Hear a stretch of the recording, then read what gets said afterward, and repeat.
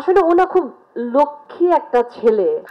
আর সব শেষে সাকিবের কথা আসলে কি বলবো, আমি যখন 12 বছর আগে কাজ করেছিলাম তখনও আমি দেখেছি যে একটা মানুষ, আসলে ওনা খুব লক্ষ্মী একটা ছেলে। লক্ষ্মী ছেলে কেন বলবো, ও দেখুন একদিক দিয়ে ও কাজের জন্য লক্ষ্মী, দুদিক দিয়েই বলছি কিন্তু ও থাকলে এটা আমাদের প্রজেক্টের জন্য লক্ষ্মী। ও আসলে একটা লক্ষ্মী ছেলে।